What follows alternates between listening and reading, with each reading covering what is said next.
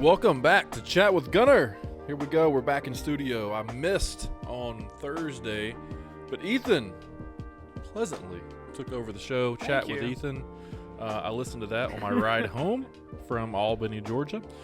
And yeah, man, it was good. I thought it was cool. Opening up, going back to the original Chat with Gunner episode, dude, talking about addictions, but talking about depression. Yeah, it's, I felt like, and I mentioned this in the actual episode, like, I did 30 minutes of, like, the BS of, oh, you know, there's esports stuff going on, PlayStation 5, all that stuff.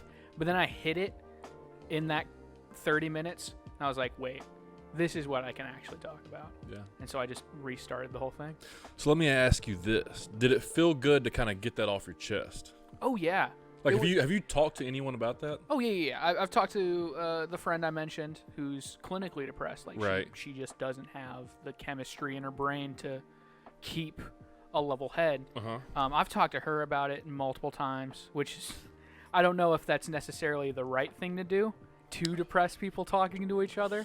Yeah. But it definitely helps. And I saw, I'm going to shout him out, Micah, one of my roommates that I mentioned. He said, you used to have to put chilies in my shots to make me cry. Now you just make videos to do it. There you go. And me and him have talked about it before, but I did send that episode out to a lot of people. Yeah. I was just like, if you really want to know who I am and what's going on with me, this is what you need to hear. Yeah.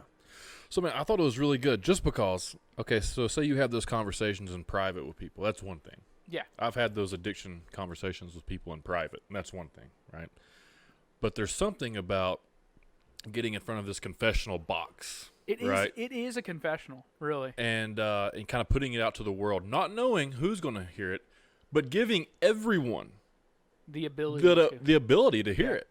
And, that's even worse than really confessional. Yeah, and that really means something. I mean, you're really putting yourself out there, and it just feels like something's off your shoulders, like it's off your chest, and you know, maybe it's like telling the truth. Like if you're hiding something from someone, you finally get to tell it. You finally get to tell it, and you feel better. It might be a little bit of a rough patch. Yeah. But eventually, you're gonna feel better. I think there's something to, like, you know, there's those. It was in my psychology class in college that I learned this, but there are four yous. There's a person you show to your friends, the person you show to the world, the person you show to your family, and the person you never show to anyone.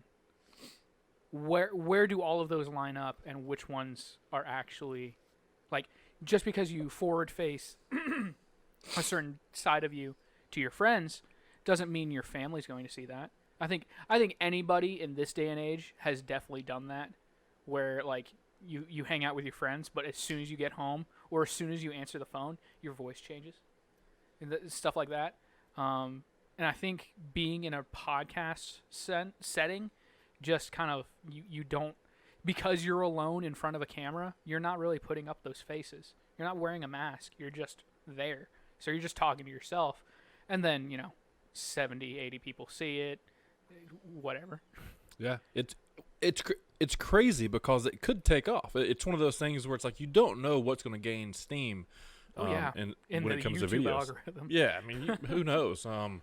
But it's also one of those things where, this video is going to be up there. I'm pretty sure YouTube will be around, to the end of times. Probably, most likely, you know. So if you're looking at, I mean, you can still find people's MySpace profiles. So I'm assuming you'll be able to find YouTube videos a decade from now. So you can go back and look at that video and see how much you've grown. Like that's one of the main reasons I want to do this whole podcast. It's every Thursday. Well, tonight's Sunday night, but every Thursday you come in here and you just get things off your chest. You just talk. Yeah. And then one of these days I'm going to be able to go back and be like, what was I thinking on, the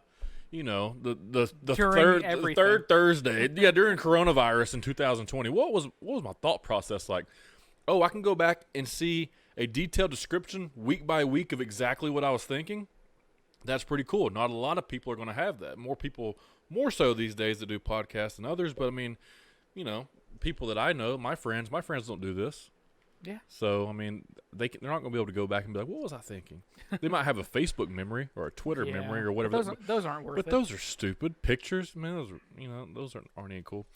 All right, so we're going to pick up on goals. Yes. Did you write any goals down, or are we just gonna freeball this? I wrote down 20. Okay. So you did it. The majority of them, to be fair, I did within the last 2 days. That's fine. Just because I didn't take the time to do it, but I did get to sit down last night and today during my break at work, and I just sat down and I was like, what do I actually, what are my goals? So for me, the biggest one was work. Like, that was just the easiest because I know where I want to be by the end. And I think the preface for this is before 2021. Like, December 31st, 90 days. Yeah, like a 90-day outlook. Yeah. So for me, and this is, some of this is within my control, and some of it takes work, but it ultimately also isn't all in my, like, I don't have a complete say in it, which kind of does suck, but that's being 23. Yeah.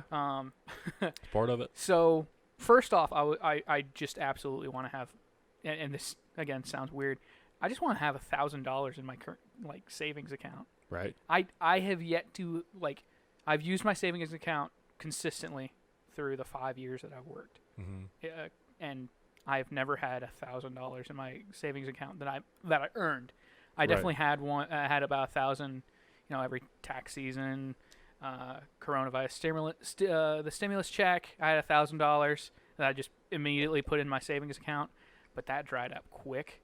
So I think what I wrote was $1,000 comfortably in my savings, because like an emergency fund of $1,000. $1,000 is a decent amount for anything that I've ever paid for. Right. Like, that's a month of rent and my car payment.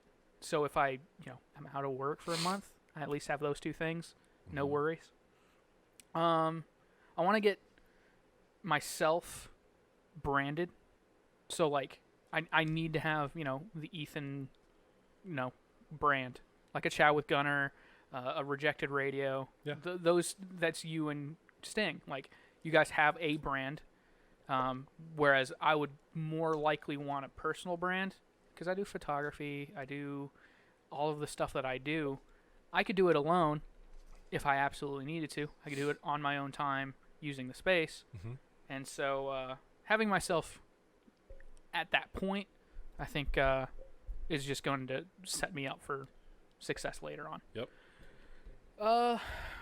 One other one, I've got a few of these that are kind of very niche and are going to take a lot of work.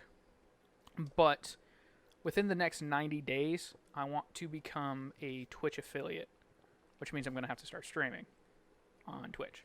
The reason I want to do that is because by 2021, December, I think, is when they do most of the charity streams.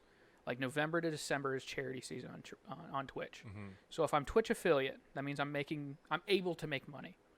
If I'm Twitch affiliate by the end of 2020, that means I have literally all of 2021 to build a brand, or build at least the stream and the community, so that by November I can do a charity stream for Project Smile, because that's the only charity I've ever thought, like, oh, I want to give to that, because that and maybe like St. Jude's or... What is Project Smile? Project Smile is the charity, they're at least one of the biggest ones for cleft palates and cleft lips.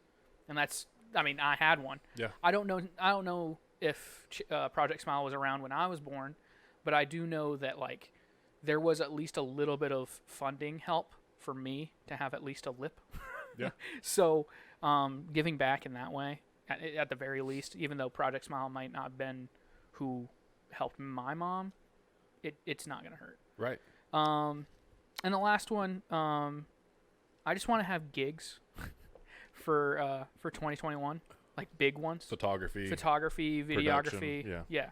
I just want to have 2 big ones that I know are going to at least pay well, because one, any prices that I've ever charged for photography have been pretty lowball, just because, one, I've always considered myself an amateur, but 2, if I lowball myself, I'll more than likely get the job. So I want to get to a point where I don't have to lowball myself. I can charge a competitive price that is probably still lower than Beasley Photography and all the big people, but is quality work just the same.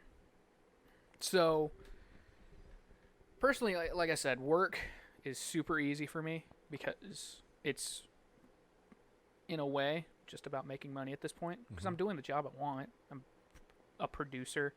I'm doing videos. I'm editing. That's all I want to do. But it's making the money at that point, which has been the difficult part. Let's go to physical next, because that's also pretty easy. It was easy because I said to myself, lower than 200 pounds, which is a lot for 90 days. But even if I don't hit that goal, I'm more than likely going to have lost a decent amount of weight. Yeah. So I am currently 250, which, again, is about 100 pounds more than I've ever wanted to be. Yeah. I think my lowest that I can remember throughout high school was 175. So I feel like 200 at this point is within grasp. It's getting over that 175 plateau is going to be the real difficult part. So at this point, 200, it's easy. It's not hard. Maybe it will be. I don't know. I haven't really tried in the last 5 years. So we'll see. I want to make my own workout plan. That's one goal, and then make my own meal plan. Two super easy ones that I will just have to figure out what I can do and what I need to figure out my metabolic rate. I think we talked about it before, but figuring that out, I'll be able to make a meal plan for myself every day, even working at the sandwich shop. Right. I'll be able to figure out what I can eat, when I can eat it, how I can eat it, all that stuff. And then a workout routine, I want to figure out, well, one, nights like this, it's already 9 o'clock. The gym across the way is closed. So I've got to figure out what I'm going to do tonight, whether it's just 50 push-ups, 50 sit-ups, that sort of thing.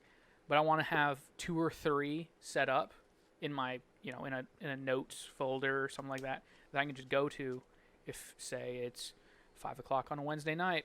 I don't have anything to do until 9 before rejected, so I might as well just go work out. Right. Or it's 9 o'clock at night on a Friday. I'm not going out. I don't have anything to do.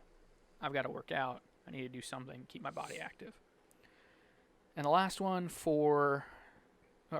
two more. Make a home gym. Now, for me, home gym is not what you did. Oh, I'm not going to have an iron palace. Right. But I am going. I want to just look into, 10-pound, 15-pound dumbbells.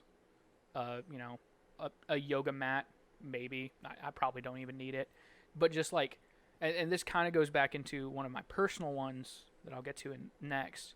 That's just like, I want to finally sit down and map out how I want to set up my apartment. Because it's been a year and a half since my roommate left, my last roommate. So I've lived alone for a year and a half. But I've never taken the time. Like, I keep it clean, but I've never taken the time to, like, move in, spread out. I've always had just one room to myself that had, my TV, computer, all of that stuff in it.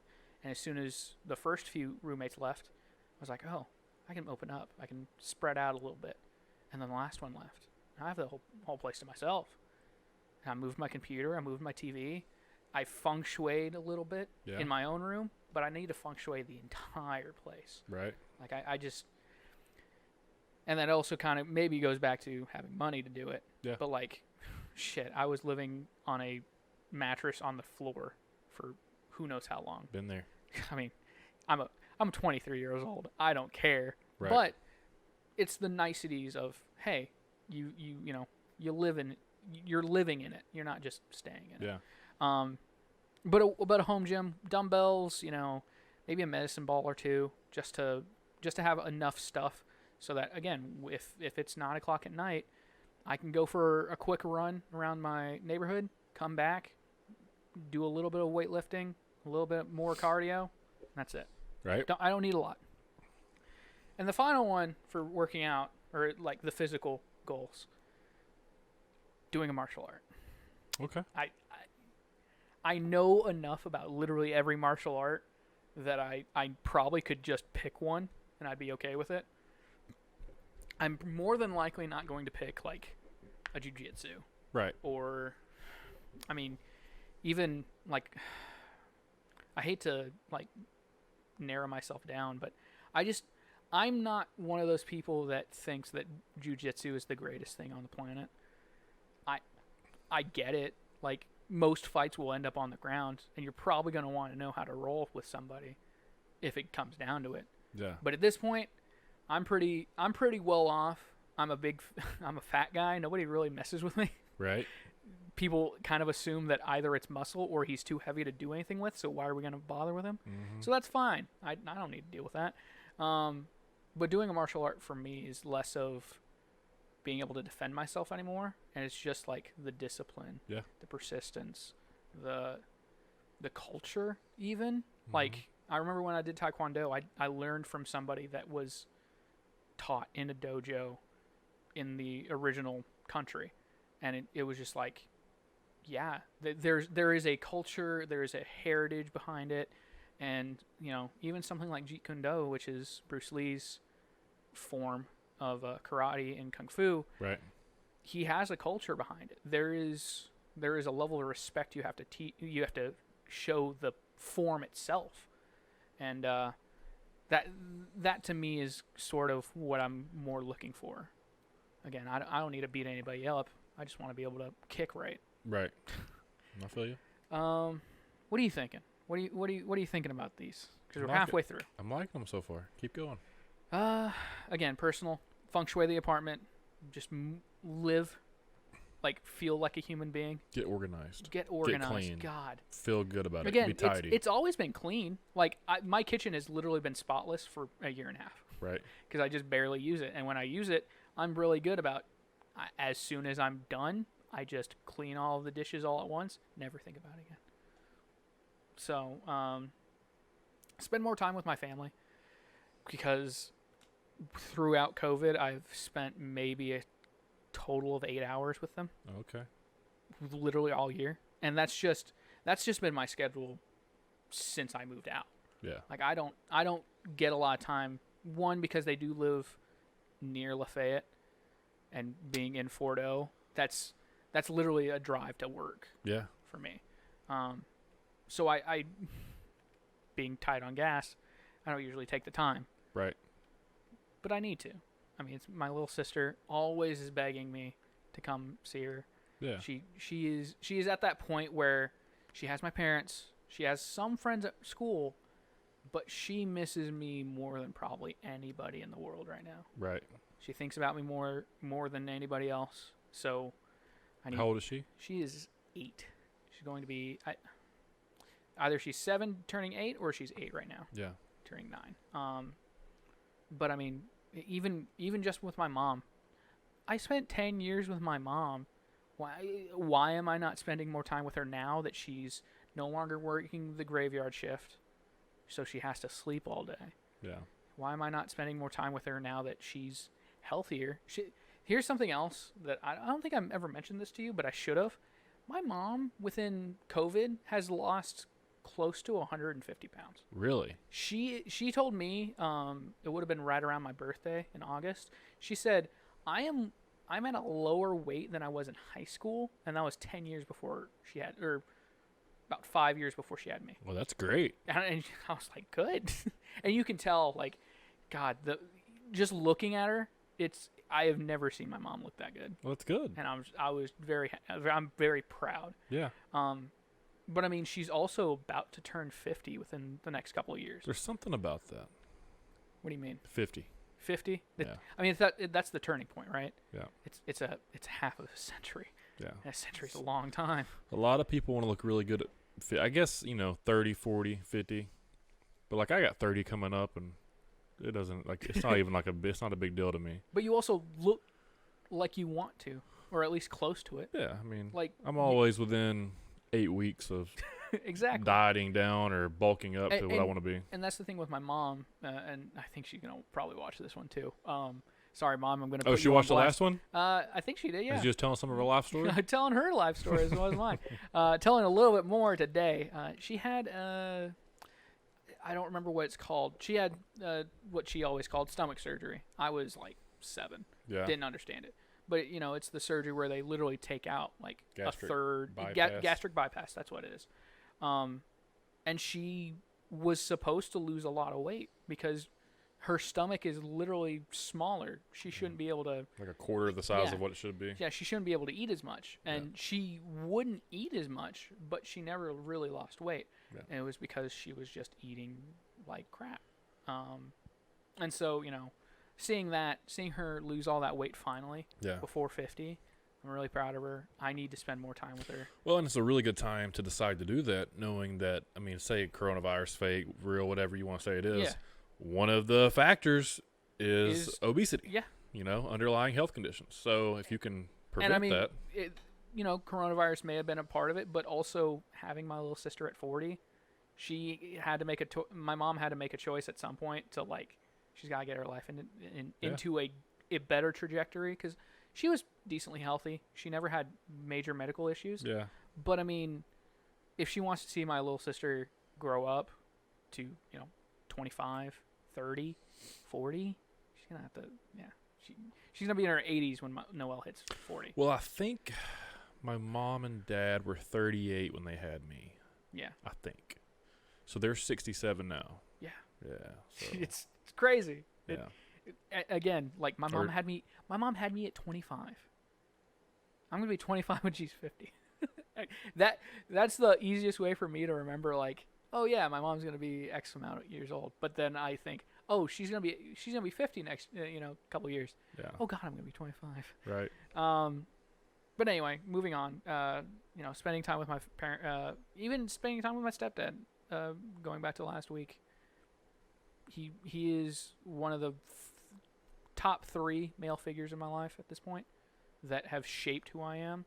So, and he is diabetic.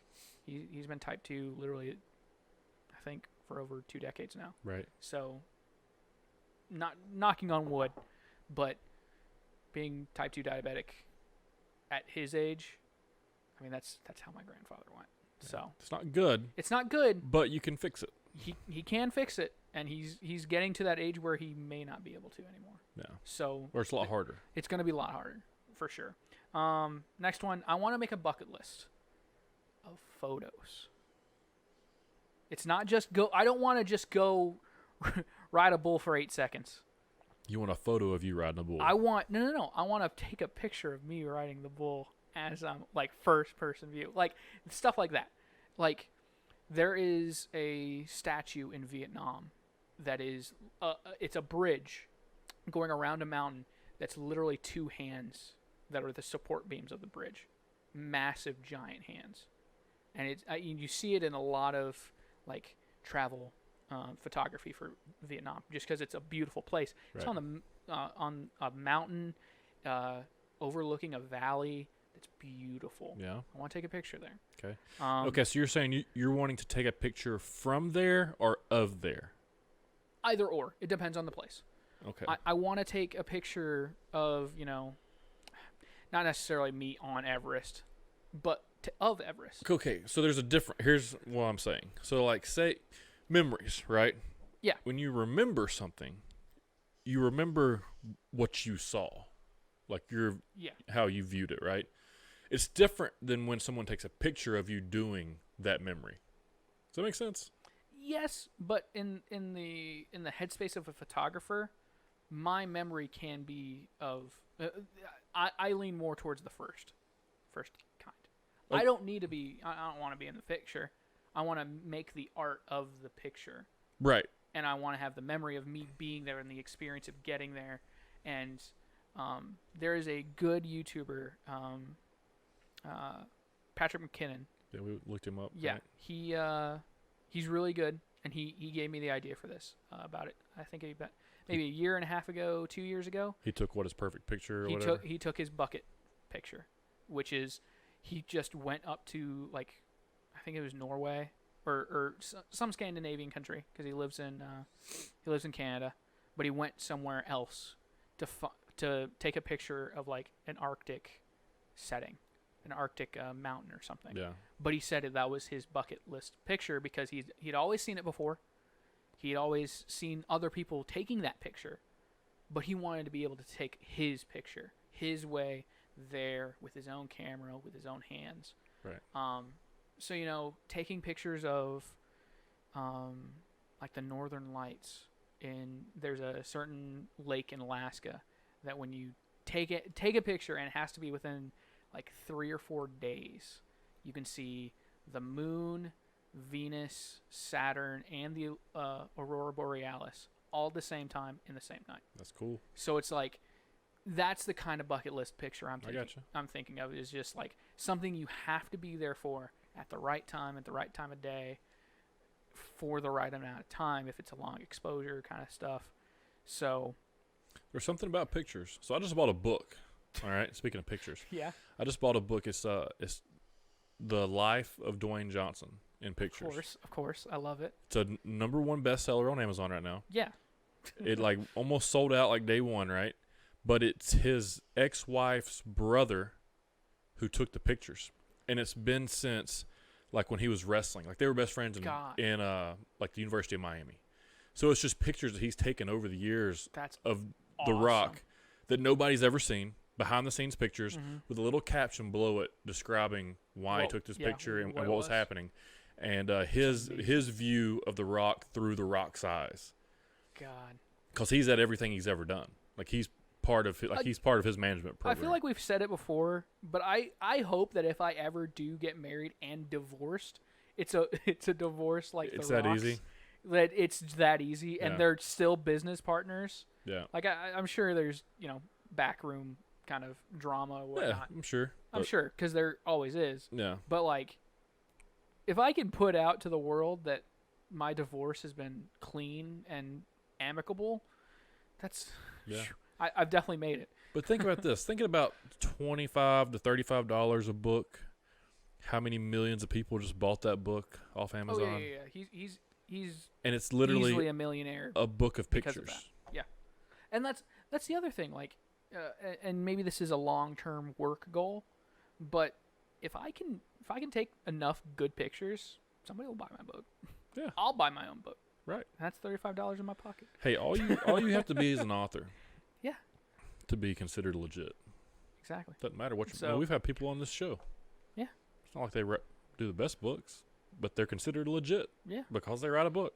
Yeah. I mean, and a photography book is probably one of the like, other than being published by somebody, publishing your own book is definitely one of those things for photographers. Right.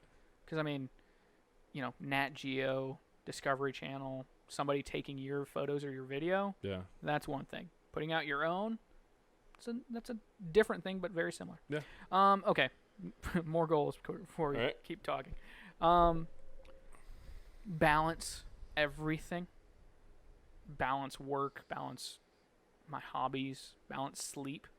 It's one of my biggest failures for myself, is that I just don't get sleep.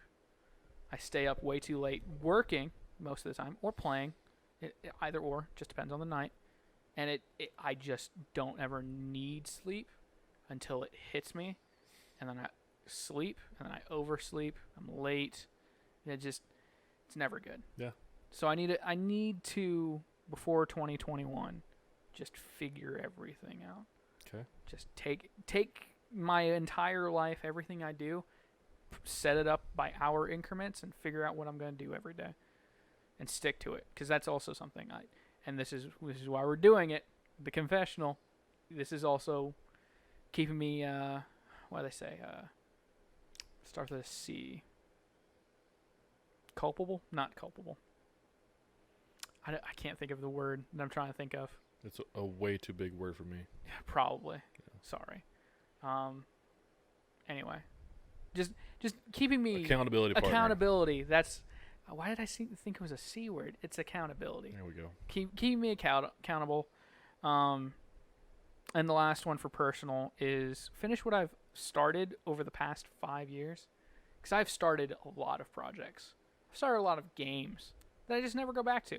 So I just get bored. Yep. And I think that was part of the depression thing. Of just like this, it's a real good high for a second. Dopamine levels shoot up, and then once they flatten out because I'm doing the thing that I wanted to be doing, and then they go down, they go down, they go down. And I just never finish it because by the time finishing it would come around, I just don't do it. So I think I could probably compile a list of like stuff I need to finish. My website, my stream, that kind of ties in back to itself. A lot of the photography that I've done within the last 2 years, I just never edited because I was just like, who's going to look at it? Yeah. But if I have a website that I finish finally, I have a place to look for people to look at my photography. Yeah. A lot of these goals kind of just tie back into each other because it's all the problems that I've been putting off for the past 5 years. And finally, mental, and these are more abstract. The first one isn't, but the rest of them kind of a little poetic. But the first one is meditating because I started doing it. I loved doing it. But again, I just stopped doing it. Yeah. I wasn't consistent. So getting back to it, having a routine that I know I can do because I literally was doing it, but figuring out why I didn't continue to do it, figuring it all out, doing it, being in a better headspace. That's the first of the mental, emotional, whatever self-care goals. Finding happiness in small things because I have always been big picture. I've always been like, what is this? What are the 3 steps that I'm going to be doing with this thing that I'm about to do that can get me where I want to be? But I need to be happy with like the small wins. Like the podcast I did by myself. It's a small win. Yeah. Didn't have to do it. Didn't necessarily enjoy doing it at the time. But I did it. I'm glad I did it. And just, I mean, even small things. I don't have to be winning, as Charlie Sheen would put it, to be happy. Right. I can just be doing what I'm doing. We've done 37 podcasts in a year. We're about to be coming on to December, so one podcast a week at least every day or every week for the past year. 2 years, really. Yeah. Well, yeah. It's pretty good. I got to be happy with that. And again, it kind of ties back to the acceptance last week. Like, I'm learning that, like, hey, you're doing good. You're not doing as good as maybe you think you'd want to be, but you're doing good. Yeah. So, that's the second one. Third one, take time to travel locally. This kind of goes back to small things. But it's just like, there's a lot of Chattanooga that I have never seen. There's a lot that I could explore. And I miss being able to travel. But why don't I just travel here? Right. Why don't I go to Dalton and just walk around? It's Dalton, so there's not a lot. Yeah. But I mean, there's still like historical sites. There's walking trails. There's probably some mom and pop stores, hopefully, that are still open in Dalton. Yeah. That I'd love to go to. Same with, Chattanooga in its entirety. Again, there's at least like a 90% of Chattanooga that I've never seen. Because I just never need to go to. Yeah. So I feel like if I just break out of my shell and just go do something, because we've all been there, just like that middle of the night text from a friend of like, hey, you want to go out? It's like that split-second decision of, I could say no because I need to sleep, but I'm also way too young not to go out. Right. So doing that, but with myself, because we've talked about it. Like, going to the movies alone is freeing.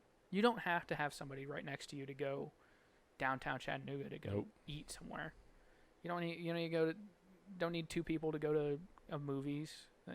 That I just need to do stuff alone. Yeah. Because I am both a homebody and introvert, but also like a social butterfly extrovert. Just depends. And I think I've been leaning more and more into my extrovert phase as I've gotten older. I gotcha. Be present in the present. Because again, great goal. Because I've always been looking forward or looking behind me. I've never been right here, right now, doing whatever I'm doing. because I'll be, if I'm doing this podcast, but I'm not talking, if I'm here with you and Chris and Sting, I'll be on my phone. I'll be looking up, times for movies for me to go see Tenet finally, or doing literally anything else because I'm just not here in the conversation. But I'd much rather be here in the conversation bored, not having anything to say, than still bored but not present. Yeah. There's something about just letting my brain... It kind of is like an active meditation to me in my brain of how I think about it. It's just like, if I'm here, if I'm present, if I'm not on my phone at all times, it's most of it really. But if I'm thinking about whatever I'm doing right now, it's a level of meditation that I can cheat on, that I can get to, because I'm not 1,000 miles a minute. That's your flow state. Yeah. I know I have it because I've gotten there so many times, but I just don't ever utilize it. Yeah. And there are times where I was like, oh yeah, I was definitely in the groove. I don't know how I did all of that all at once, but I did it. Within 2-hour span, I got 3 videos edited. Yeah. But if I can, and I know people that have said you can turn that off and on. You can train your brain to just be like, let's go. Let's get into it. But it's hard. It's hard, but fuck it. Yeah. I can do it. Yeah. And the last one, cut out the chaff. And this may be too Iowan of you, but cutting out all of the bits and pieces that aren't needed. I don't have a lot, but I also know that there's plenty in my life that I just don't need to keep doing. I can just slim it down, simplistic. Purge friends, not necessarily, because I've kind of just done that instinctually. I'm just like, I have not talked to you since high school. We used to be best friends, but why do I care anymore? There are about 700 friends on Facebook that I could probably get rid of and never think about it again. Same thing with Instagram. I don't need to follow all you people. All you people suck. And I have a small group of friends. I have small groups of work friends that I keep up with because I work with y'all, or I want to keep up with y'all. And that's it. Either I text you or I don't think about you. And that's usually how it goes. So at this point, I just need to slim down my life. And it's not even just people. It's really not just people. It's things that I do that I don't need to do. I just do it because I've always done it. You have Netflix, right? Exactly. I don't anymore. You don't? I cut that out. Okay. Well, you have YouTube, right? I do have YouTube. Okay. But the minimalist. I don't think necessarily that YouTube, my YouTube Premium, is chaff. If I absolutely need it, and maybe this is me just trying to defend it, but that is literally the only thing I really need. No, I'm saying it's good. I need you to have it. Yeah. So it's like Spotify. I don't need it. Yeah. Apple Music, for whatever reason. I don't even have an Apple phone. But right. I had Apple Music because it was free for 3 months or something. Yeah. But I didn't need it. So I just immediately ended it. Disney Plus, never going to use it again. Why would I need it? Yeah. Amazon Video, I'm going to finish The Boys and probably cancel it as well. Right. And it's one of those things that of at this point, I feel like I have enough self-control. I have enough thought process. And that's also being present of just used to. This is going to be silly and stupid, but I feel like this isn't just me. When I signed up for my gym membership at Planet Fitness, I totally forgot about it. I just never thought about it. Yeah. And then when I started thinking about it, I was like, oh, shoot, I've been paying X, Y, and Z. And I saw that Planet Fitness had taken about $500 out of my check for a whole year. I was like, Jesus, I got to go cancel that. I never canceled it. Right. Until I absolutely had to, where I was $50 in the hole. And I was just like, okay, guys, can we stop taking $50 out of my account? I am literally dead broke right now. Right. And they still took another $50 out of my check before it finally stopped. And I was just like, if I was just smart enough, I am smart enough. But if I was like thinking about what I need to be doing with my life, if I was aware, I wouldn't have just paid $500 of the past year and then another $50 just now to get rid of this thing that I never used. Yeah. I went twice, and it was, and half of that year was spent here when there's a gym right across the way that is entirely free. I was so pissed off at myself. Yep. And that's sort of the goal in mind for that one. It's just like, don't let things just keep happening. Present and the chaff one. Don't let things just happen. Don't let things just build up. Cut it out or deal with it. Take control of your life. God, just take control. Grab the reins, damn it. I like it. That was good. Yeah, 20. I didn't think I'd have 20, honestly. I thought I was going to have like 5, 4, and 3. But so the best part about that is when you're writing down 20 goals that you didn't think you'd come up with, it makes your brain think, right? Makes you have to come up with ideas that you're not just sitting there in neutral thinking about every day, right? So you have to actually dive deep a little bit and figure out what makes Ethan tick. Where do you want to be? Yeah. Where do you see yourself in 90 days? What are obtainable goals for 90 days? Yeah, I think that helps because it wasn't like, oh yeah, I'm gonna lose 100 pounds and be 150. It was like, no, what can I actually do in 90 days? And then I was like, oh, I already know what's really possible. I don't have like delusions of grandeur here. I kept myself like realistic. I really needed that because I mean, we've all been there. I keep saying that, but I know plenty of people, myself included, that have set goals and then like halfway through they're just like, I'm never gonna make it anyway. Why do I keep doing this? I just stop. Yeah. Do you know how many goals I've set in my life that I haven't achieved? Too many. A bunch. Yeah.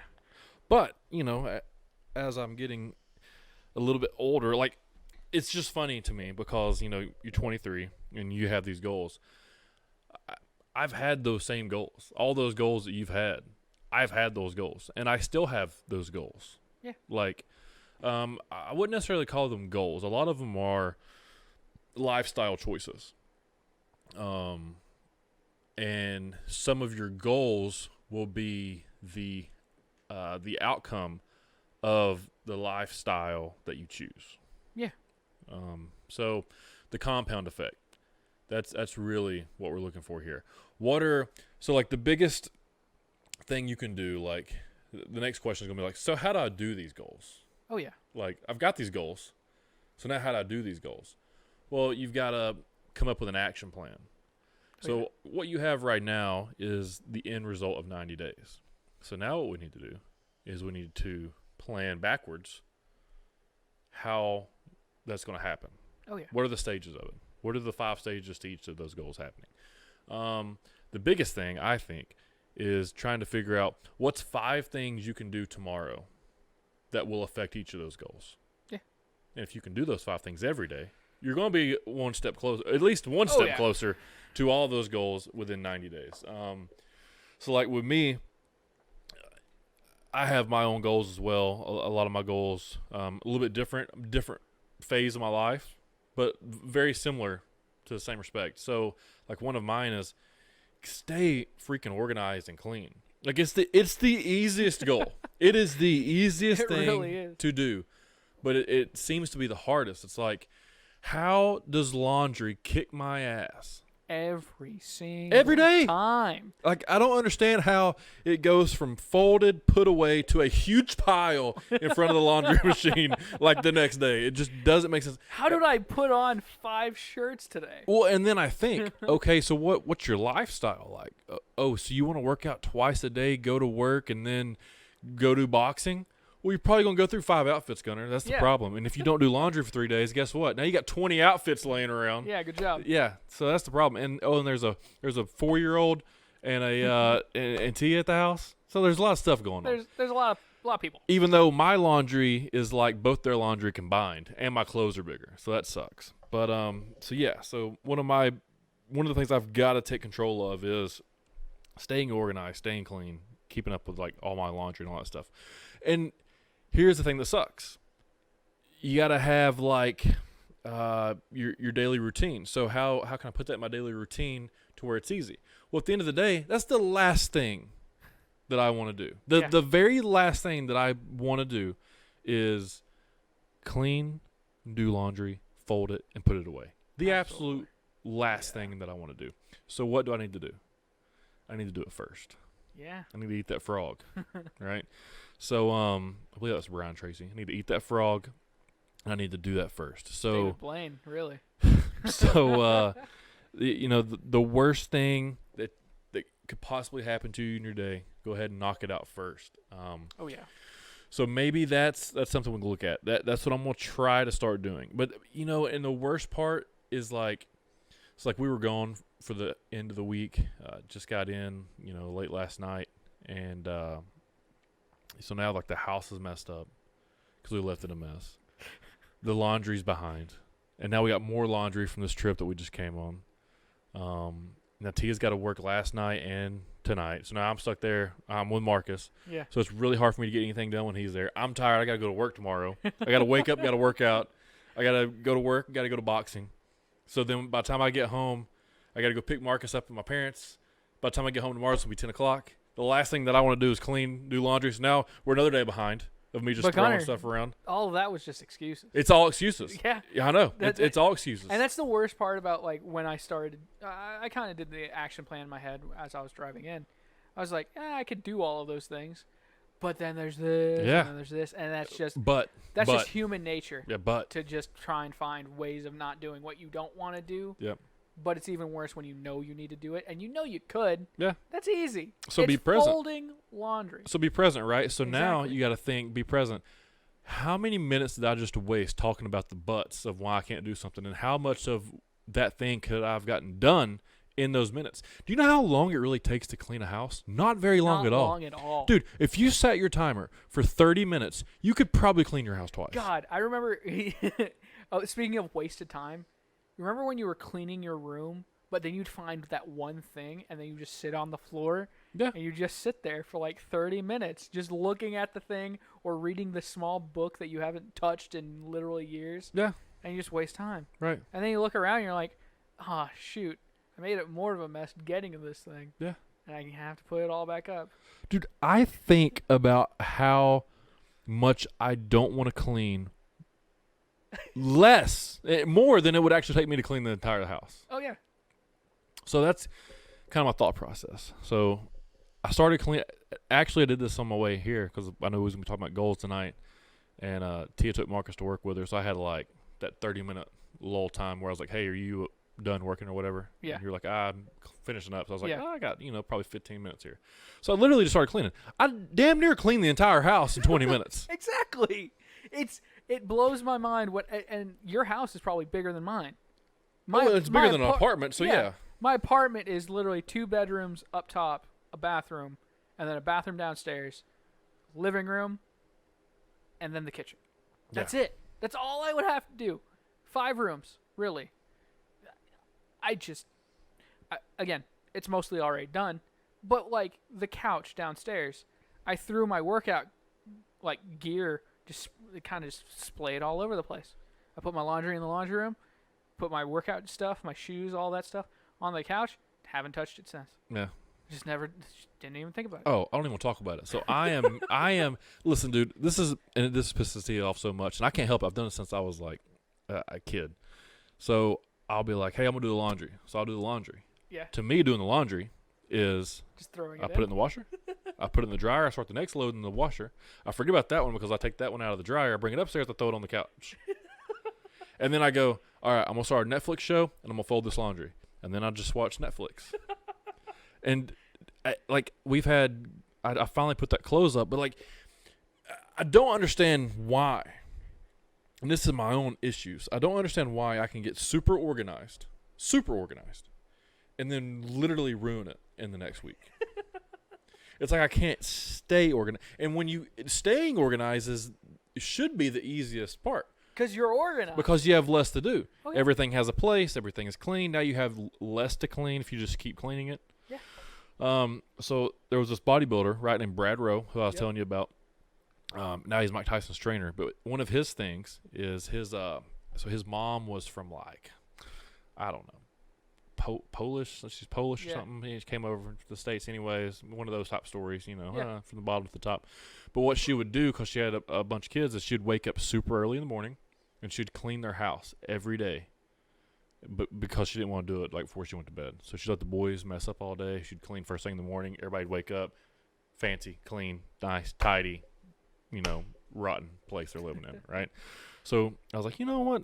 That's a good idea. So what he does is every morning at like 2 a.m. he wakes up and cleans his entire house while his wife's asleep, kids are asleep, dogs are asleep. He just has a routine to where it sets the tone for his day. It's like his meditation or his flow state. He wakes up and just cleans the entire house every day. God. Right? So I think I'm going to try that. You know how I get my little things. So I think I'm going to try that. I'm going to wake up and just clean. Instead of waking up early and doing cardio, I'm going to wake up early and clean. To be fair, cleaning can be a little bit of exercise. I mean, you're walking around. A little bit. Waking up, getting the blood flowing. Yeah. And like it just like, dude, there's nothing better than coming home at the end of the day and everything being nice, clean, and put away. There's like a sense of like just calm. Oh yeah. And relaxing. There's something about going to bed when the house is a mess. It just sets it up for failure the next day. Yeah, I like waking up, having my clothes put up. I like waking up and having everything organized, my bags organized, everything. So I don't know. That's my biggest takeaway from this is I've got to get Tia's gonna kill me. She's literally gonna kill me one of these days. Yeah. Like about this whole cleaning the house deal. And the last thing that I can ever say is like, well, some of it's yours. That's don't I can't say even, that. I can't, and I always go back to that though. But I don't know why. Say that. I know. Gunner.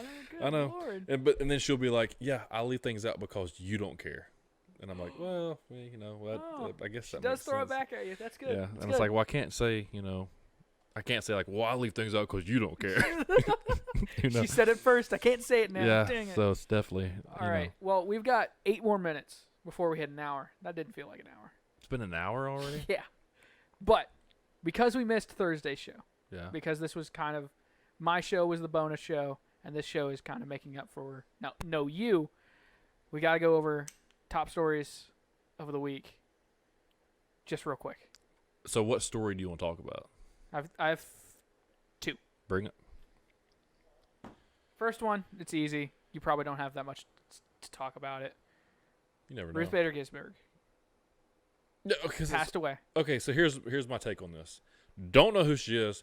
Could really care less who she is.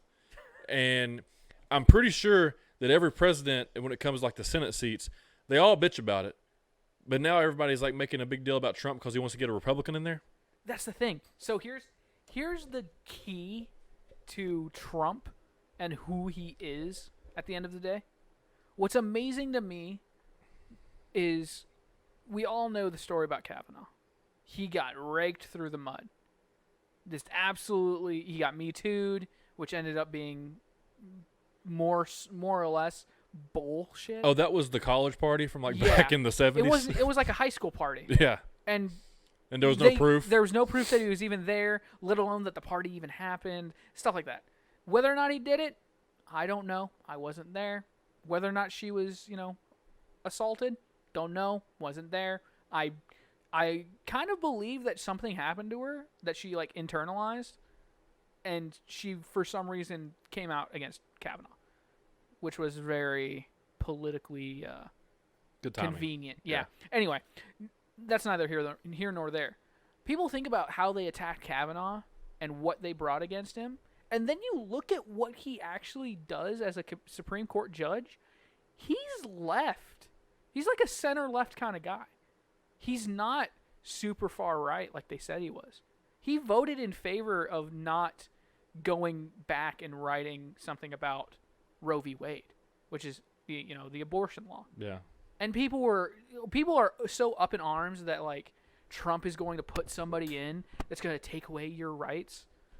No, he's actually more than likely, because he's a smart guy, going to put in another Ginsburg. Like, he's not going. Scalia was center left. He put in Kavanaugh, who is center left, but maybe right leaning on gun laws, right, or on very specific things. The Constitution. Somebody that's good with the Constitution. There's a few women that, and let's be honest here, Trump is also very smart in the fact that he'll more than likely pick a woman, not because of any reason like Biden with Harris, but because like it looks good optically. If he doesn't pick a woman, it's kind of him shooting himself in the foot, right? And that's fine. Like there should be diversity in some ways. But he's going to make the girl seem as if she is the best choice and not just choosing her because she's a woman. I mean, she's more than likely going to be a very good choice. And there is one... I'm just going to pick a girl. I'm just going to pick a woman of color. Yeah. And she's going to be great. Not because she's a woman. Not because she's of color. But because I picked her. Yep, and she's great. And she's great. But no, like... The woman that people have been saying, like people in his cabinet have been saying, like, oh, if Ruth dies, heaven forbid, because I mean, and that's the other thing. Some conservatives are like, oh my God, thank God, RBG's finally dead, and they're applauding and laughing. But it's just like, even though you don't know who she is, you've more than likely heard of what she's done. She was a big women's rights activist, equal rights activist. She was very left. So, maybe not necessarily aligned with your beliefs, but she's a big deal. Women's rights, equal rights, trans, gay rights, all that stuff doesn't have anything to do with us. But hey, at least it's a thing, and it's not going to bother us. So right? Who cares? Well, we don't, but you get what Someone I mean. does. Someone does, and good for them. Like it's a thing now. We never have to talk about it again. Right. Hopefully. But when people are talking about who he's going to put in that position, like, it's well within his right to put another Supreme Court nominee up. Whether or not the Senate chooses him is up to the Senate. And there are people bringing up Mitch McConnell's words about Obama's very last nomination. And Mitch McConnell said there has never been a Senate that is accepted a Supreme Court nomination from the opposite party. That is essentially what he said. But he said it in less words and just like, we're not going to do it this close to an election. It was 11 months out. Right. Like you could have just done it. Yeah. However, two notable differences within this. One, the Senate and the presidency are on the same side. They're the same party. So whoever Trump nominates, they're going to say yes no matter what because it's their president that's doing it. Like they're not going to question it. They're just going to say, "Oh, yeah, stamp. Let's go. We've got the Supreme Court is filled." And second, there's never been a more prudent time to have a Supreme Court justice, no matter who it is. It could be another RBG. It could be, AOC for all that matters. But having having an equal number of Supreme Court justices right now is the worst time. Right. Because let's say everything we've been hearing about mail-in voting, and even just if there is any reason that anybody questions the election this year, guess who it goes to? Supreme Court. Supreme fucking Court. And the Supreme Court, when it's equal, is more than likely going to be split down the middle. And that's a problem. We have to have an uneven amount we have to have an odd number of judges so that we have a for sure decision. Either way. It may be 4 to 5, and that's more than likely going to happen. But if it's 4 to 5, we still have an answer. We're not up in the air. Right. And at this point, the election's probably going to take 3 freaking weeks. Who knows? I don't know. I'm not sure anymore. Maybe all these goals were for nothing. Well, no, they're saying that the mail-in ballots, as long as they're stamped and dated November 3rd. That's ridiculous. Whenever they arrive is when they'll be counted. So it could very well take up to 2 weeks. That's ridiculous. Or until they stop receiving and I don't votes. necessarily think we have to have like an election night where we know for sure that that's the person. But there's going to be so many ballots that they get in that are not stamped and dated for the 3rd, but are equally valid. Maybe somebody goes in and mails it early. Their vote's just not going to be counted. Like, that's ridiculous. So, yeah. Moving on, because that's politics. Yep. But into politics you probably care more about. What about this Joe Rogan thing? About the debate? Well, the debate. I think that's happened since last week, since we've talked. Or him apologizing? Just everything. Because it feels like as soon as Joe Rogan hit Spotify, everything broke down. Things were just going left and right. Well, shots are being fired. Let's talk about it. What do you tell me what your thoughts are? So, because I've listened to all the shows since he switched. Yeah. So I don't mind the switch. Some people have been complaining about the new set. We talked about it. I don't hate it. It isn't as cool as his original, like his set before. It will be. It will be though. And that's what we said. It takes time to get to where he was because he had art that people were just giving him. Yeah. At that point. Right. And he doesn't have the same, dimensions of the room that he did before. And he's in a freaking grain silo on its side at this point. Like, there's this new set is entirely different. It's new, but things are going to be still Joe Rogan. Like, right. You're gonna see the Buddhas. You're gonna see the random monkey skull. Like, you're gonna see that stuff eventually. As those guests come back onto his show and they're gonna bring shit. Yeah. But the main thing right now is because he came and Andrew Schultz. I don't know if you follow him. I love Andrew. Andrew is hilarious. But he said this about Joe Rogan. He was like, give it a day. Whenever Joe Rogan gets brought up politically, there's a hit piece. There's 3 smear campaigns against Joe Rogan for X, Y, and Z. They're going to call him a transphobe. They're going to try and call him a racist. They're going to call him a bigot. One of those 3. Just watch. And immediately that next day, they called him a transphobe. And it's just like,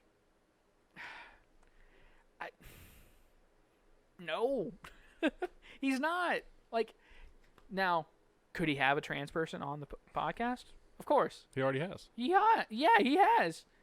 Could he have more? Of course. If they're worthy enough to talk to.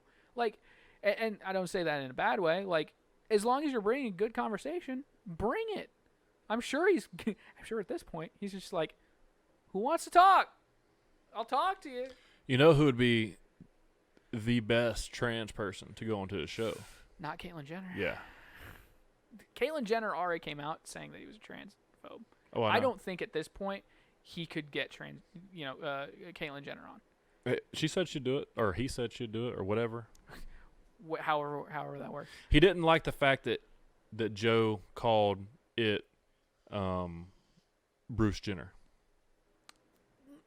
Here's my thing. Because that's called dead naming. It's dead naming. And here's my thing. Personally, I know a few trans people. And when they finally transitioned, when they felt comfortable in the body that they were in, they said, one of them said, I'm not changing my name because that's too confusing. Fuck that. And one of them said, I feel like I need a new name because I feel like to you, I look like a different person now. So they changed their name. Legally, they're a different name. And sometimes, I'll call them what they used to be called. And I'll have to catch myself. And that's just me not being an asshole because they're my friend. Whether or not I do that for Caitlyn Jenner, it's entirely up to if Caitlyn Jenner hit a person and murdered them. She has. Just saying. It's a respect thing. But dead naming somebody necessarily, I don't think I'd ever call him Bruce again. My mind has moved on from Bruce. I'm also way too young to even know. Like, I know who Bruce Jenner was. It just wasn't part of my lexicon. Bruce Jenner was an Olympic hero for men who won a gold medal. Hell yeah. He's one of the greatest athletes of all time. Caitlyn Jenner just was on a cover half naked. Caitlyn Jenner is the ugliest woman I've ever seen in my entire life. Whoa. No. Have you seen him? I have. Right. Like, he's not a good-looking guy.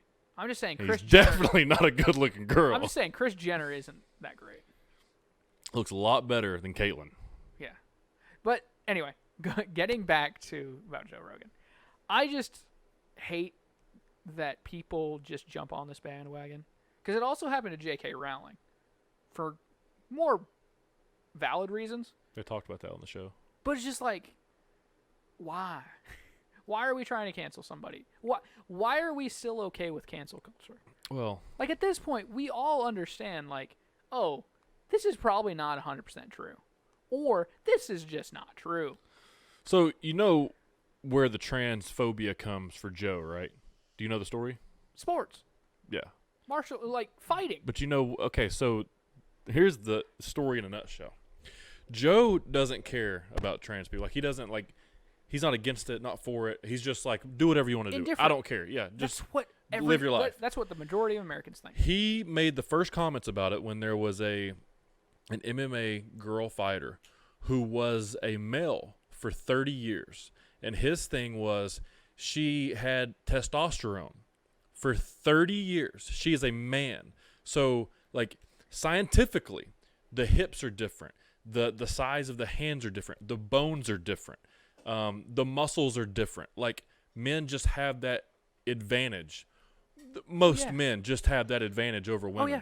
So she's been a man for 30 years and then decides, oh, you know what? I'm going to start fighting. And guess what I'm going to fight? I'm going to fight women. And was just plowing through these women who have been training to fight their entire life. And, like, this person just picked up fighting.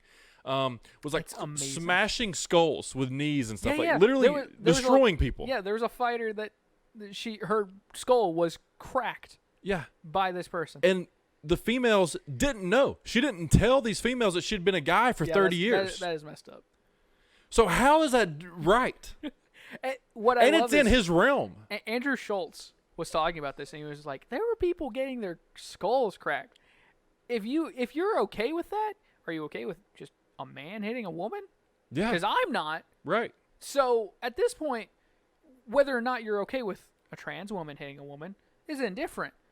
You're just stating facts at this point. Somebody that's been a male for 30 years hits a woman. Doesn't matter if they consider themselves a woman or not. That's entirely valid. And now you're a transphobe? But I'm a transphobe for saying maybe that's a little fucked up? No. Maybe it's a little fucked up. Here's the issue. So the debate got brought up with Joe. Tim Kennedy was on his podcast, and I was like, hey, would you be interested or you be open to doing a debate with Joe Biden and Donald Trump in your studio? 4 hours. What a way to rein in, like, the new studio. Just have 2 presidential nominees. Dude, okay, so why not? Yeah, exactly. Why not? And why are people acting like that's not a good idea? Like, they're saying that, because Joe said that he would openly vote for Trump over Biden because he would vote for a flashlight over Biden or something or whatever it was. He'd vote a flashlight over So his original sponsor. Yeah. So that, like, he's it's going to be biased. Joe Rogan is a Bernie Sanders supporter. Yeah. At this point, Joe Biden should have him in his back pocket. Yeah, but he doesn't. Why? Yeah, I think it would be great. Where else, as far as the debate goes, are you going to have these two guys in the room having a conversation? That's the most exciting part. Spilling out their policies and actually giving ideas of why they have their policies. What's crazy is I feel like if Trump and Biden actually sat down for 4 hours, the first hour and a half would be, "You're wrong, Joe. You're wrong. What are you talking about? What? Shut up, fat." Like, it's going to be the mudslinging. But after, like, hour 2 to 3, they're going to be a little bit more tired. They're going to rein themselves in. Joe's going to have a handle on the situation. And he's good at that. Yeah, he's really good at that. Watch the Alex Jones shows on YouTube because they're on Spotify. Yeah. But watch the Alex Jones shows because it's Alex going Alex Jones style. Right. And then Eddie Bravo. Eddie Bravo, who's just throwing coal on the fire half the time. Yep. But he reins them in, and then they have those quiet moments. Yeah. Listen, I'm kind of retarded. Yeah. Yeah. But, like, I feel like Rogan can definitely pull off at least reining them in. And you know what? I think it would actually be pretty unifying for the country to see the two people that could be running our country within the next 3 months just sitting down and having a conversation. Yeah. Not just, and that's the biggest thing, because even if they're, even if they're at a debate, they're not talking to each other. They're talking to the moderator. Right. And Joe Rogan is going to be the moderator that they're probably going to be talking to, sure. But they're also going to be right there next to each other. Just say something. And there's no time frame. It's not like, hey, you got 3 minutes to tell us your policies against Exactly. foreign whatever. Like, no, can't do that in 3 minutes. You can't do that on news channels anyway. That's something I think maybe it was Joe Rogan or somebody else said, like, I was on a news channel I was on CNN talking about my political views about X, Y, and Z. They gave me 5 minutes to prepare. I didn't even know what I was talking about.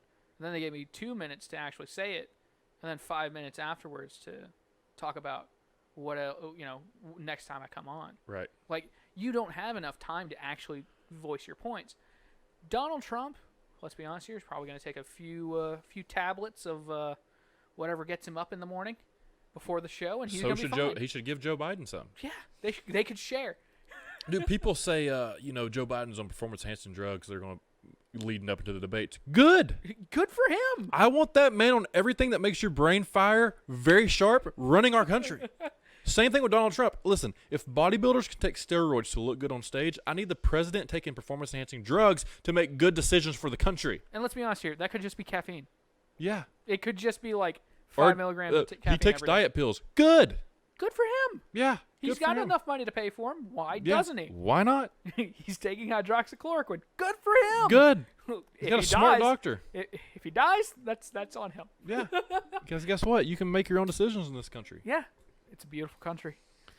But no, like, I don't know. I feel like more and more the closer we get to November, not even to the election day, closer we get to November itself, it's just like seeing the lines in the sand and like brushing away the sand. It's like in fucking Indiana Jones, he brushes away the sand, and it's just a freaking gorge like underneath that's just been there the entire time.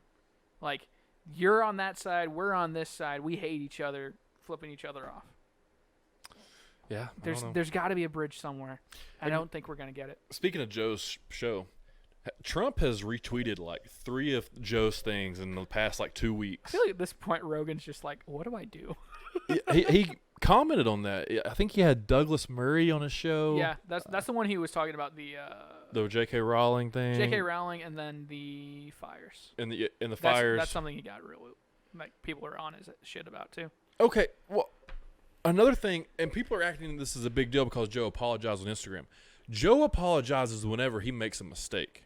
That's like factual. Yeah. But he usually does it on the show because Jamie pulls up the source and kind of debunks him on the show, and he'd be like, "Oh, they got me again." That's so. I think I sent you the meme. Jamie, pull it up. Jamie, pull it up. Whatever Trump or Biden says something. Yeah. So, but I mean, it makes sense. But they're making a big deal about it because he did it on his Instagram story. But it's because it's a big issue, and Rogan's platform is not like a couple 100,000 people that listen to this platform. Rogan's platform is bigger than Fox News. Bigger than CNN. Like, yeah. It literally is. Like, he puts out one podcast every 2 days. Yeah. And he gets more views than both of those. I know. It's crazy. And that's where it's like you have to have some empathy for the guy, because he has so many people listening to him that he probably doesn't exactly know what to do in every situation. No. You can't know that. And so, like, again, having a little bit of empathy for the guy, like, I don't blame him for just taking to Twitter and then eventually taking to Instagram to just say what he said. Like, sure, he can do it on a show, but he does a show every 2 days. He's got an entire day after what he said when it's uploaded, and then the entire next day of people just talking about what he said. Yep. He's got to do something at some point, sure, but he's not going to do it on a show and then put out a half-ass show the next day. Yeah. He has a schedule. He has his guests. He's got to do it the way he does it. He's talked to Douglas Murray, Snowden. He talked to Snowden again. God, that was I watched the first one like a couple days ago. Yeah. And then that one posted. I was like, holy shit. It's great, man. And then Tim Kennedy episode on 9/11 was great. Yes. Tim Kennedy, I had heard of him, but I've gone down the rabbit hole a little bit. It was great. God, I didn't realize he was on Crowder, and he was the one that waterboarded Crowder. Yeah. God, it's so funny. And he says that waterboarding is not torture. Waterboarding, God, that's another topic for another day. But I actually theoretically have been waterboarded before. It was just me and my like guy friends way back when. Right. But I was just like, I was leaning back in a chair and we were just like, how long do you think we could pour water in your face before you have to sit up? I'm pretty sure I ended up technically being waterboarded, and I didn't last very long. Okay. It sucks. I was waterboarding myself before it was even a thing, right? So have you ever put the washcloth on your face in the shower and just sat up underneath the spout? Oh, yeah, 100%. Yeah, you're waterboarding yourself because you want to see how long you'd go without dying. And that's the thing. Waterboarding is actually pretty safe, evidently. Yeah. From what Tim Kennedy says. Well, I mean, like, as long as you don't try to kill yourself, you're going to probably stay alive. Yeah. It sucks. You don't want to be there. Yeah. But it's entirely safe. Yep. And it probably gets the info that you want out of that person. Well, that's the thing. Tim Kennedy says torture isn't necessarily the best thing. Whether or not we use it, it's entirely up to the person. That's whether it's morally right or not. It does get information. Whether or not information's correct, right? It's a different story. Because if you're under duress, you're being waterboarded. Say You'll whatever. say anything to get out of it. So there's a happy middle ground. Yeah. I think evidently Tim Kennedy thinks that waterboarding is that middle ground. Well, Tim Kennedy also brought up a great point. He said that, here we are with Donald Trump and Joe Biden. Yeah. Why can't we have Tulsi Gabbard and Jocko Willink? God, that would be amazing. It'd be fantastic. Like, why can't we have The Rock and Jocko? God. Like, that's what we need. As, like, guests? No. As president and vice president of this country. Oh, yeah. Like, we need a face, and we need someone who has been in war that is under 50. That's entirely true. Like that, we need someone that everybody likes in all countries. Yeah. That it would be really hard for them not to like. Yeah. Who also that person most likely could kick their ass and they're a little bit scared of. That person also is ethnic. And then his vice president be someone who's literally bombed all your countries, killed your people, and knows how to bring extreme ownership and control everyone. Yes. But at the same time is nice enough never to. And is a nice enough person and like understanding. Yeah. Why can't we have the Rock and Jocko? God. The Rock and Jocko would make America great again. The greatest it's ever been. The Rock is currently of presidential age, right? 30. Well, yeah, 35. Yeah. Yeah. God. The problem with The Rock is that he's like just now in his prime. Yeah, he doesn't want to give that up. Yeah. But maybe that is his prime. Becoming the president? Yeah. Like, come on. Like, but think about he would lose so much money becoming president. Oh yeah. Why would you want to do that? Like that's the biggest thing, and I don't necessarily disagree that like of course the president shouldn't be also double dipping in his assets because that would just lead him to do what a lot of people accuse Trump of, which is he has all these assets in these countries or in these hotels. Well, every time they go to D.C., they just stay at Trump Hotel. Okay. Why not? Yeah. Exactly. Like, yeah, that seems like the proper thing to do. Yeah. Because, one, he controls that place. So they're going to think highly of America if they stay at Trump's building and he's giving them the best service. Yeah. Whether or not they're paying for it on his, or he's paying for it, or his daughter's company is paying for it, it's entirely different. Whatever. Yeah. It doesn't matter. But yeah, it sucks because you have those people that are multimillionaires at this point that would basically be giving it all up. Yeah. And it does suck. Because why would you do that? Who wants the stupidest job in America? You just put a target on your back. It's just so stupid. Trump, before he was nominated for president, was everyone's like, oh, he's kind of an asshole, but like, it's Trump. Yeah. You're fired. Yeah. Like, he wasn't a joke. He was an entertainment star. And now he's the president. Well, you got the left now is coming after Rogan. And Rogan is more left than he is right, by the way. He's socialist. Yeah. So he is absolutely universal income. Yeah. Yeah, like no joke. Anyways, so they don't even know what they're talking about. I just don't understand how they're trying to say that Joe Rogan is the Fear Factor guy. I mean, he is. He is. But that was 20 years ago. right. Like, these people need to relax. I think it was that's the greatest. Stephen Colbert. Yes. He did like the whole skit on Rogan, like just pretty much just shaming him. Stephen Colbert has fallen from grace. Dude, I wish Joe Rogan would just sidekick Stephen Colbert.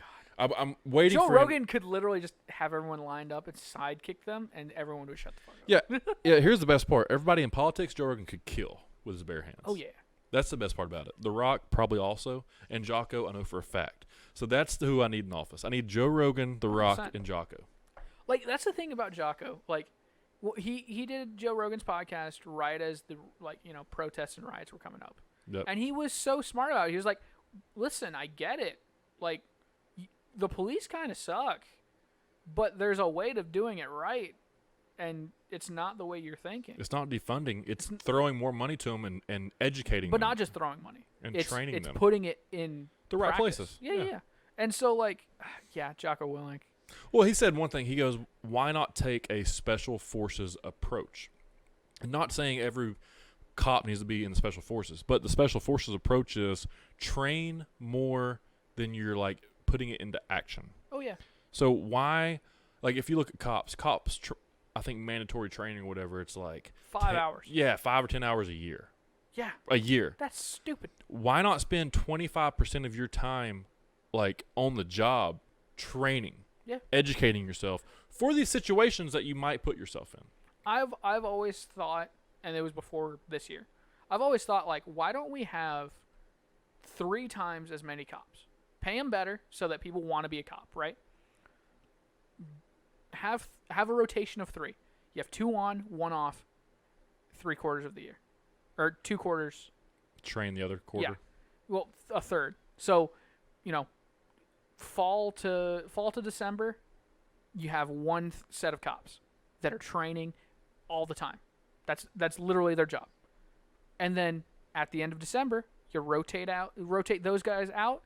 They're the fresh set on the streets with the younger set of the 2 that were on the streets staying by. So you're deploying cops. You're deploying cops in a rotation of 3. A rotation of 2 is a little too long, I think, to justify it. But having 3 kind of keeps everyone on their toes to keep them fresh. But it would require more money. Yeah. It would require more cops. And if we all hate cops and we all say they can't defend themselves when they need to defend themselves, there's a problem. And nobody wants to be a cop right now. The only people that are, like, right now that are cops are the people that are way too good for it, and they're going to. There are some cops out there that are too good to be cops and are getting hurt. That absolutely, like, infuriates me. Yeah, it's ridiculous. And then there's also bad cops that are doing it out of spite, and they're the problem that we don't want. Think about it, like, it's rational thinking. Not a lot of people have it. No. It's amazing. Yeah. Anyway, it's been an hour and almost 30 minutes. Well. That was only supposed to be 8 minutes. I know. It still happens. God. Anyways. Hey, another thing I meant to bring up earlier when we was talking about martial arts was something that I meant to bring up 2 shows ago. The show that we talked about movies the entire time. And we were rating them. Yeah. I forgot to bring one up. Ooh. It's a TV show. Or it's a series that's actually been on YouTube. Then it switched over to Netflix. And that's Cobra when I Kai? saw Cobra fucking Kai. Dude, It's a 10, bro. It's a 10. That show. So I think we mentioned Karate Kid. We might have, but we didn't mention Cobra Kai. Yeah, we didn't talk about it long because we didn't talk about many movies that long. We talked about the big ones. Yep. But Cobra Kai, dude, Karate Kid alone is a 10. Like, it's everything you need. It's not a great written movie. Like, it's pretty basic. It's an 80s action movie. Yeah. It's a coming of age story. So it's nothing special. It's a Rocky, but with Chinese people. It's a Rocky, but with Ralph Macchio and Mr. Miyagi. Like, it's not, again, nothing special. It's not explosions everywhere. It's not anything crazy. But it's the right amount of everything to make it perfect. Yeah. You don't need big fight scenes all the time. Right. You need those interpersonal moments, the awkward teenage, drama. But then you get that last scene. You train the move, and then you use the move, and then the God. movie's over. And that's it. That's it. Yeah. You train to do the move. That's literally every freaking kung fu movie. You do the move, and you fail at it. Yep. Or you see the move done by the master. Then you learn after having to say, oh, please, train me. Please, I don't know what I'm going to do without it. Yep. If you don't know what you're going to do without it, you don't need it. That's right. Like it's classic. Yep. But that's why it's a perfect movie because I think Karate Kid wasn't the first, but it is the martial arts movie. Yeah. And then Cobra Kai just comes in and it's just like, hey, remember how you hated that one guy? Well, he's cool. You're gonna cry a little bit. Yeah, it's incredible. God. And then I haven't gotten to the second season. That's what I was actually gonna do probably most of tonight was binge it. But that setup for the second season, oh my God. I remember watching it as it was live on YouTube, and I was like, oh, no way. And that was me and my very last roommate. We were watching it together, and we were just like, this is, like, solid. This is what Game of Thrones is to people. Yeah. But neither of us wanted to watch Game of Thrones, so we were just like, Cobra Kai. Right. Karate Kid. Martial arts. Kicking people's asses. Yeah. Let's do it. And then you hate, oh, God. The way you hate Daniel in that show is so special. Yep. He's just like, I rooted for the guy for 2 years, or for 2 movies. The third movie was kind of meh. Yeah. But I'm supposed to like him. Why don't I like him anymore? And you look at it, and you're just like, wow, he turned into exactly what he was not supposed to. Yep, little brat. He didn't listen to Miyagi at all. Nope. And then he starts to. And you're like, oh, he remembers. Yeah. God. Such a good show. So good. Anyways, all right, let's get out of here. We're going to do this again Thursday. Yep. We'll figure out what we're going to talk about. I'm sure something political will happen. I'm sure we're going to figure out something. Yeah, Rogan will have 2 shows that will get shit on within the next couple of days. At this point, I feel like we don't even need guests anymore. I think, I think that Colbert will have a response from Rogan on one of his upcoming shows. Rogan did a show with Cameron Haynes, which I'm super excited for. I'm assuming it drops tomorrow. Cameron Haynes? Bro. Cameron Haynes. He's the Under Armour sponsored bow hunter and ultra marathon runner. I love it. Yeah. He's probably the #1 bow hunter in the world. And he's an ultra marathon runner. Damn, 52? Yeah, he runs a marathon a day. Yeah. You heard that right. God. He runs a marathon a day. Oh, guess what? He works a 9 to 5. What? Yeah.